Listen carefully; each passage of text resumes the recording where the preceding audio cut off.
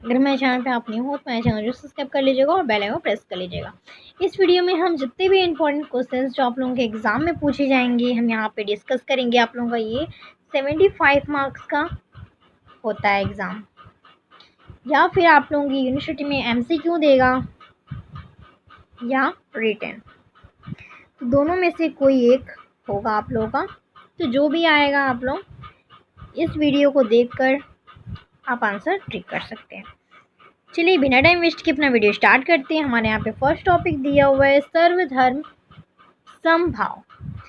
ये मेन बात आप लोगों का जो गांधी जी होते हैं उनके बारे में इसमें हम देखेंगे और उनके बारे में सारा कुछ समझेंगे कि दांडी यात्रा क्या होता है, सत्याग्रह क्या होता है, ये सारा कुछ इसमें हम डिस्कस करेंगे। आप लोगों का बहुत इम्पोर्टेंट टॉपिक्स है।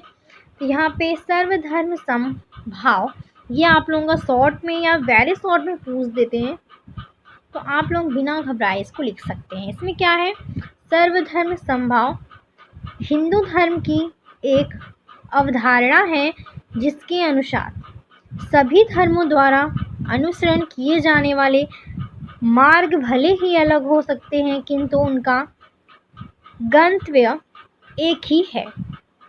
इस अवधारणा को रामकृष्ण परमहंस और स्वामी विवेकानंद जी के अतिरिक्त महात्मा गांधी जी ने भी अपनाया था। हालांकि ऐसा माना जाता है कि इस विचार का उद्गम वेदों में है। इसका आविष्कार गांधी जी ने किया था। इन्होंने इसका उपयोग पहली बार सितंबर में हिंदू और मुस्लिमों में एकता करने के लिए किया था। एकता को जगाने के लिए इन्होंने अपनाया था ताकि वे मिलकर ब्रिटिश राज का अंत कर सके। यह भारतीय पथनिरपेक्षता इंडियन सेक्युलरिज्म के प्रमुख सिद्धांतों में से एक है, जिसमें धर्म को सरकार एक दूसरे से पूरी तरह अलग न करके सभी धर्मों के समान रूप से महत्व देने का प्रयास किया जाता है, जगाने के लिए किया था ताकि वे मिलकर ब्रिटिश राज का अंत कर सके। ये आप लोगों का सर्वधर्म समभाव के अतिरिक्त रूढ़िवादी हिंदुओं के एक छोटे से हिस्से ने यह खारिज कर दिया है कि धार्मिक सार्वभौमिकता के चलते हिंदू धर्म की अपनी कई समृद्ध परंपराओं को खो दिया है। अब यहाँ पे हम आते हैं, इसको आप लोग समझ गए होंगे। इसमें क्या बताया गया था, सर्वधर्म समभाव हिंदू धर्म की एक अवधारणा है जिसके अनुसार सभी धर्म द्वारा अनुसरण किए जाने वाले मार्ग भले ही अलग हो किंतु उनका गंतव्य एक ही होता है। ऐसे हम गुस्सा करते हैं और कई व्यक्ति होते हैं जो शांति से हमारा गुस्सा को सुनते हैं, गुस्से को एब्जॉर्ब करते हैं, या फिर कोई अच्छी बातें होती हैं हम कुछ कहते हैं तो लोग देखते हैं सुनते हैं। वैसे ही यहाँ पे हुआ था कि गांधी जी, रामकृष्ण परमहंस, स्वामी विवेकानंद जी ने कुछ ऐसे महत्वपूर्ण ज्ञान दिए और उस किसी चीज़ को एक पर्टिकुलर कुछ बात होगा उसको हम हिंदू धर्म की एक अवधारणा है जिसके अनुसार सभी धर्मों द्वारा निरूपण किए जाने वाले मार्ग भले ही अलग हो सकते हैं किंतु उनका गंतव्य एक ही होता है। वो एक ही मार्ग पे चलेंगे, सत्य अहिंसा पे ही चलेंगे, झूठ कभी नहीं बोलेंगे। वैसे ही हम कोई भी चीज़ बोलते हैं तो सभी लोग सुनता है हमारी बातें, तो हम कोई अच्छी चीज़ बोलते हैं तो अपनी लाइफ में एब्जॉर्ब करता है, अपनी लाइफ में अपनाता है। ठीक वैसे ही है। अब आते हैं नेक्स्ट टॉपिक पे, दांडी मार्च। दांडी मार्च आपका वेरी शॉर्ट में आ जाता है। महात्मा गांधी की अगुवाई में घटित भारतीय स्वतंत्रता आंदोलन का महत्वपूर्ण वृत्तांत, दांडी यात्रा या नमक सत्याग्रह, महात्मा गांधी के नेतृत्व में औपनिवेशिक भारत में अहिंसक सविनय अवज्ञा का एक कार्य था। 24 दिवसीय मार्च 12 मार्च 1930 में से 5 अप्रैल 1930 तक ब्रिटिश नमक एकाधिकार के खिलाफ कर प्रतिरोध और अहिंसक विरोध के प्रत्यक्ष कार्रवाई अभियान के रूप में चला। इस मार्च का अन्य कारण यह था कि सविनय अवज्ञा आंदोलन को सब मजबूत उद्घाटन की आवश्यकता थी, जो अधिक लोगों को गांधी के उदाहरण का अनुसरण करने के लिए प्रेरित करे। गांधी ने इस मार्च की शुरुआत अपने 78 भरोसेमंद स्वयंसेवकों के साथ की थी। मार्च 240 मील 390 किलोमीटर साबरमती आश्रम से दांडी तक फैला, जिसे उस समय अब गुजरात राज्य के नवसारी कहा जाता था। रास्ते में भारतीयों की संख्या बढ़ गई, उनके साथ जुड़ते गया। जो अब चल रहे थे रास्ते में, भारतीयों की संख्या बढ़ते गया, जब तो वो चलते गए। जब गांधी जी ने 6 अप्रैल 1930 को सुबह 8:30 बजे ब्रिटिश राज नामक कानून को तोड़ा, तो इसमें लाखों भारतीयों द्वारा नमक कानून के खिलाफ बड़े पैमाने पर सविनय अवज्ञा के कृत्यों को जन्म दिया। यहाँ पे ये देख सकते हैं दांडी यात्रा। गांधी जी ने ब्रिटिश नमक कानूनों को तोड़ने के लिए प्रसिद्ध लवण सत्याग्रह पर अपने अनुयायियों का नेतृत्व किया। तिथि क्या थी? 12 मार्च 1930, 5 अप्रैल 1930 तक चला। साबरमती अहमदाबाद में, गुजरात, भारत में हुआ। ये हमारा हो गया दांडी मार्च। अब यहाँ पे आता है सत्याग्रह। सत्याग्रह क्या होता है? सत्याग्रह भी आपका पूछ लिया जाता है शॉर्ट्स में, तो ये हमारा शॉर्ट में पूछ लिया जाता है। तो इसमें हम क्या लिखेंगे? व्यापक समग्र श्रेणी के भीतर अभ्यास आमतौर पर अहिंसक प्रतिरोध के रूप में जाना जाता है। सत्याग्रह का शाब्दिक अर्थ सत्य के लिए आग्रह करना होता है। सत्याग्रह का अर्थ सत्याग्रह 29वीं शताब्दी के अंतिम दशक में गांधी जी के दक्षिण अफ्रीका के भारतीयों के अधिकारों की रक्षा के लिए कानून भंग शुरू करने तक संसार निःशस्त्र प्रतिकार अथवा निष्क्रिय प्रतिरोध पैसिव रेस्ट्रेंस की युद्धनीति से ही परिचित थी। इसकी वजह केवल काले गोरे के बीच भेदभाव था। यदि प्रतिपक्षी की शक्ति हमसे अधिक है तो शस्त्र विरोध का कोई अर्थ नहीं रह जाता है।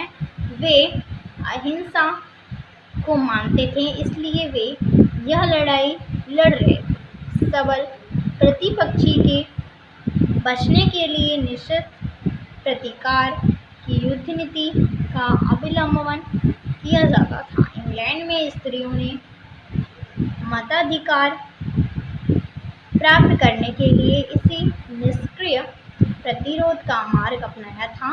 इस प्रकार प्रतिकार में प्रतिपक्षी पर शस्त्र से आक्रमण करने की बात की गई, छोड़कर उसे दूसरे हर प्रकार के तंग करना, छल कपट से उसे हानि पहुंचाना अथवा उसके शत्रु से संधि करके उसे नीचा दिखाना आदि उचित समझाया जाता था। इसमें हम अनैतिकता वाली बातें इसमें सिखाई जाती थी। तो ये हमारा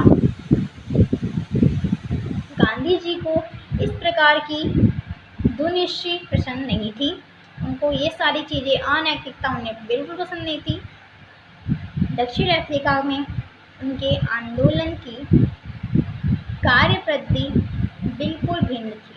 उनका सारा दर्शन ही भिन्न था, अतः अपनी युद्ध नीति के लिए उनको नए शब्द की आवश्यकता महसूस हुई। सही शब्द प्राप्त करने के लिए उन्होंने एक प्रतियोगिता की, जिसमें स्वर्गीय गमनलाल गांधी ने एक शब्द सुझाया, सत्याग्रह। सत्याग्रह, जिसमें थोड़ा परिवर्तन करके गांधी जी ने ह शब्द स्वीकार किया। अमेरिका के दार्शनिक थोरो ने जिस सिविल डिसऑर्गेनाइजेशन सिवियन ने अवज्ञा की टेक्निक का वर्णन किया था। सत्याग्रह शब्द उस प्रक्रिया से मिलता जुलता था। सत्याग्रह का मूल अर्थ है सत्य के प्रति आग्रह। सत्य प्लस आग्रह, सत्य को छोड़कर पकड़कर रहना और उसके साथ अहिंसा को मानना, अन्यथा विरोध, अन्याय के प्रति विरोध इसका मुख्य वजह था। करते हुए अन्यायी के प्रति वैर भाव न रखना सत्याग्रह का मूल लक्षण है, जिसे हमें सत्य का पालन करते हुए निर्भरपूर्वक मृत्यु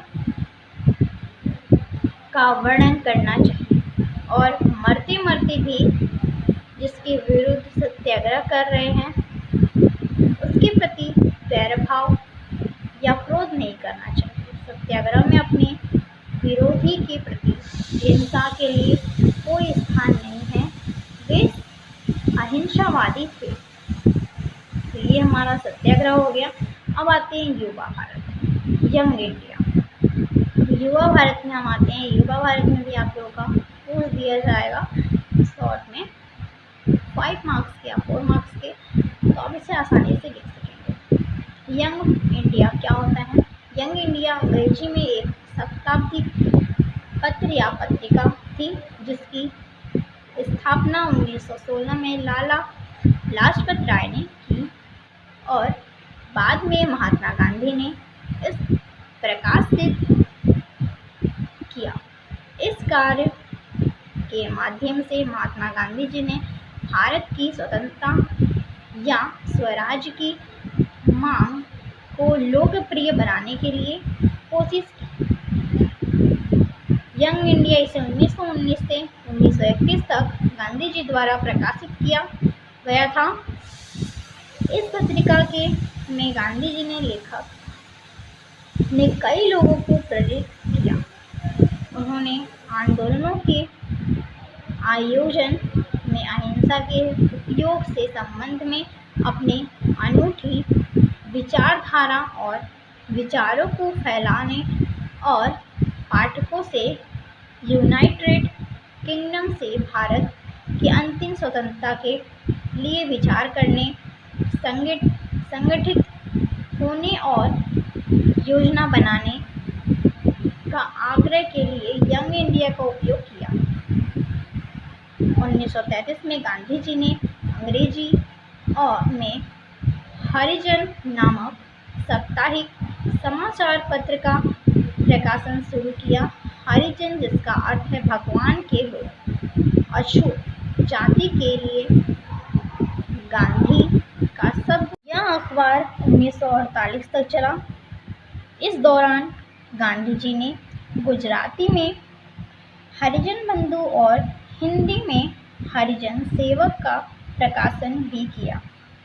तीनों पेपर भारत और दुनिया के अन्य हिस्सों में सामाजिक और आर्थिक समस्याओं पर केंद्रित थे।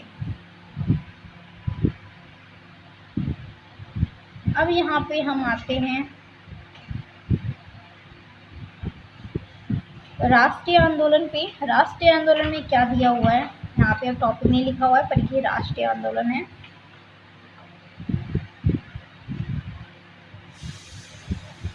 जगह जगह हिंसक घटनाएं होने लगी, पर इन्होंने अपनी बात को पुरजोर तरीके से रखना जारी रखा। 1925-1928 तक गांधी जी ने समाज सुधार के लिए भी काफ़ी काम किया। 1926 में विश्वव्यापी मंदी के कारण कृषि उत्पादों की कीमत गिरने लगी। 1930 के बाद तो पूरी तरह धराशायी ही हो गई। सन 1928 में साइमन कमीशन भारत पहुंचा तो उसका स्वागत देशवासियों ने साइमन कमीशन वापस आओ नारे के साथ किया। धीरे धीरे कांग्रेस का दबदबा पूरे देश में बढ़ता गया और राष्ट्र की भावना को प्रेरित कर देशवासियों को एक सूत्र में पिरोने का काम गांधी जी ने बखूबी किया। गांधी जी ने बढ़ते प्रभाव के कारण देशवासियों अपने आप को एक सूत्र में पिरोने लगे। इस आंदोलन का शांत करने के लिए तत्कालीन वायसराय लॉर्ड इरविन ने अक्टूबर 1929 में भारत के लिए डोमिनियन स्टेटस को गोलो मोड़ सा ऐलान कर दिया। इस बारे में कोई सीमा भी तय नहीं किया गया और कहा गया कि भारत में के संविधान बनाने के लिए गोलमेज सम्मेलन आयोजित किया जाएगा। 1930-1932 लंदन में 3 गोलमेज सम्मेलन हुआ।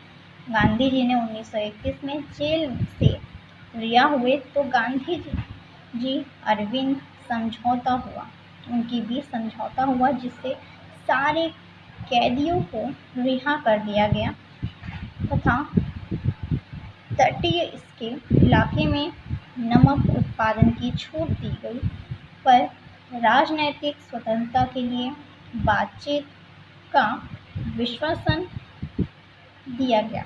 गांधी जी ने दूसरे मामले में सम्मेलन भी की भाग लिए पर बात कुछ खास नहीं बनी। 1935 में गवर्नमेंट ऑफ इंडिया एक्ट बनी, फिर 2 साल बाद सीमित मताधिकार का प्रयोग करने की अनुमति दी गई।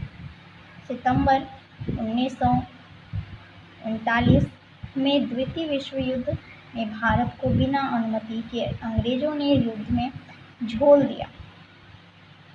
फिर युद्ध समाप्ति से पहले जापान पर परमाणु बम से हमले की निंदा की, आहत भी हुए पर अपना सत्य और अहिंसा का मार्ग कभी नहीं छोड़ा। सभी ने अवज्ञा आंदोलन हो या सन 1942 में गांधी जी द्वारा अंग्रेजों भारत छोड़ो आंदोलन को करो या मरो का नारा, आज़ादी की लड़ाई में गांधी जी ने योगदान दिया। आते हैं नेक्स्ट टॉपिक पे। नेक्स्ट टॉपिक हमारा कौमी एकता है। कौमी एकता को देखते हैं हम कैसे लिख सकते हैं। कौमी एकता का मतलब है कि अनेकता में एकता, हमारे आपसी में मतभेद और मतभेद नहीं होनी चाहिए। कौमी एकता दिवस धर्मनिरपेक्षता, अहिंसा, भाईचारे, सौहार्द विरोधी, सांप्रदायिकता, सांस्कृतिक एकता, कमजोर वर्गों के विकास और खुशहाली, अल्पसंख्यकों के महिला और संरक्षण के मुद्दों को उजागर करने के लिए आयोजित किया जाता है।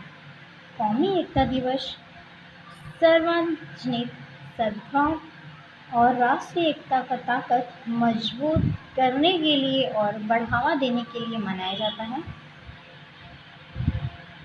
इसको अगर आपके एग्जाम में पूछ देता है कि कौमी एकता से आप क्या समझते हैं, तो कौमी एकता दल उत्तर प्रदेश का एक राजनीतिक दल था। इसकी मुखिया अफजाल अंसारी थे और चुनाव चिन्ह गिलास था। इस राजनीतिक दल का बहुजन समाज पार्टी के विलय हो चुका है। अब अंसारी बहुजन समाज पार्टी में है। अब देखते हैं कौमी एकता दिवस कब मनाया जाता है। कौमी एकता दिवस हमारा सप्ताह 2022 में शनिवार 19 नवंबर से शुक्रवार 25 नवंबर तक मनाया जाएगा। ये 31 अक्टूबर को एकता दिवस क्यों मनाया जाता है? इस दिवस को सरदार वल्लभ भाई पटेल की जयंती को चिन्हित करने के लिए मनाया जाता है, जिनके भारत के राजनीतिक एकीकरण में प्रमुख भूमिका थी। इस दिन का आरंभ भारत सरकार द्वारा सन 2014 में किया गया था। राष्ट्रीय एक दिवस 2016 पर स्टैचू ऑफ यूनिटी और सरदार वल्लभ भाई पटेल को दर्शाते हुए स्मारक डाक टिकट जारी किया गया है। अब आते हैं राष्ट्रीय एकता दिवस किसकी याद में मनाया जाता है? तो राष्ट्रीय एकता दिवस भारत में प्रतिवर्ष 31 अक्टूबर सरदार भाई वल्लभ पटेल के जन्म दिवस पर मनाया जाता है। एकता दिवस के रूप में ये हमारा मनाया जाता है। अब आते हैं एकता दिवस कितने प्रकार के होते हैं? दुखरीन के शब्दों में प्रथम एकता दिवस एकता तब ही संभव होती है जब व्यक्ति का व्यक्तित्व सामूहिक व्यक्तित्व में विलीन हो जाता है, और दूसरी स्थिति सवयवी एकता तब ही उत्पन्न होती है जब प्रत्येक व्यक्ति के व्यक्तित्व का अस्तित्व अलग अलग मान्य हो जाता है। इन दोनों प्रकार की एकताओं को निम्न प्रकार से अधिक स्पष्ट रूप से समझाया जा सकता है। आते हैं अपने नए टॉपिक पे। नया टॉपिक हमारा अस्पृश्यता है। अस्पृश्यता को हम कैसे परिभाषित कर सकते हैं, उसका निवारण क्या क्या है, तो इसको हम देखते हैं। अस्पृश्यता की परिभाषा: अस्पृश्यता संबंधित संवैधानिक प्रावधानों का उल्लेख करें। अस्पृश्यता के उन्मूलन के लिए किए गए विधिक प्रभाव का उल्लेख करें। इसमें जितना भी उल्लेख है, समस्याएं हैं, सारा इसमें हम आंसर देंगे। इसमें हमारा दिया हुआ है, सामान्यतः जब समाज का कोई समुदाय दूसरे समुदाय से कार्य, जाति, परंपरा अथवा रूढ़ि के आधार पर छुआछूत का व्यवहार करता है तथा उस समुदाय को सामूहिक रूप से अस्पृश्य मानक सार्वजनिक स्थलों में प्रवेश से वर्जित करना, तो इसे हम अस्पृश्यता कहते हैं। भारत की वर्ण व्यवस्था में जाति आधारित अस्पृश्यता की रूढ़ि रही है।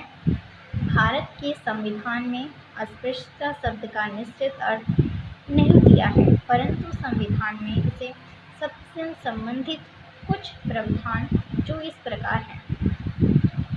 संविधान का प्रस्तावना में प्रतिष्ठा व अवसर की क्षमता तथा अनुच्छेद 14 में विधि के समक्ष समता, अनुच्छेद 15 में धर्म, मूल वंश, जाति, लिंग या जन्म स्थान के आधार पर विभेद का प्रतिषेध एवं अनुच्छेद 17 में अस्पृश्यता के अंत की घोषणा है। अनुच्छेद 17 क्षमता के आधार को एक क्षेत्र विशेष से लागू करता है और अस्पृश्यता की अंत की घोषणा करता है। संवैधानिक अवधारणाओं के अतिरिक्त अस्पृश्यता के उन्मूलन के लिए कुछ विधिक प्रावधान किए गए हैं। सिविल अधिकार संरक्षण अधिनियम संसद ने अस्पृश्यता के उन्मूलन के लिए अस्पृश्यता अपराध विधिनियम 1955 पारित किया था। 1976 में इसका संशोधन कर इसका नाम सिविल अधिकार संरक्षण अधिनियम कर दिया गया। अनुसूचित जाति एवं जनजाति उत्पीड़न निवारण अधिनियम 1979 के तहत प्रथम बार उत्पीड़न शब्द के व्यापक व्याख्या की गई। केंद्र सरकार ने इस अधिनियम के प्राप्त शक्तियों का प्रयोग करते हुए 1995 में एक नियमावली का निवारण भी किया था। 2015 में उपरोक्त अधिनियम में संशोधन के माध्यम से पुराने प्रावधानों को और अधिक सख्त कर दिया गया। इसमें उत्पीड़न की परिभाषा भी कई और कृत्यों जैसे सिर व मूछ मुंडाना, चप्पलों की माला पहनना, जनजातीय महिलाओं को देवदास बनना आदि को भी शामिल किया गया है। इसमें मामलों के त्वरित निवारण के लिए विशेष अदालतों के गठन को भी प्रावधान किया गया। ये त्वरित निवारण के लिए विशेष अदालतों में भी गठन भी प्रावधान किया गया था। अस्पष्ट उन्नयन के अन्य स्वाभाविक उपाय। इसका उपाय देखिए, पीड़ित समुदाय के आर्थिक व सामाजिक विकास के द्वारा अस्थिरता व उत्पीड़न जैसे मामलों के त्वरित निवारण के लिए पर्याप्त संख्या में विशेष अदालतों के गठन के द्वारा अनजातीय विवाहों को बढ़ावा देकर तथा खाप पंचायतों की उन्नयन द्वारा स्कूल स्तर पर बच्चों से सभी समुदायों के प्रति समानता की अभिव्यक्ति विकसित करना, अस्पृश्यता उन्मूलन के प्रति सामाजिक जागरूकता का प्रसार करना आदि। ये हमारा हो गया अस्पृश्यता का निवारण। सो गाइस, मेरी आज की वीडियो पसंद है तो जरूर लाइक करिएगा, शेयर करिएगा, कमेंट करिएगा and thank you for watching. मिलते हैं ऐसे एक नई वीडियो में।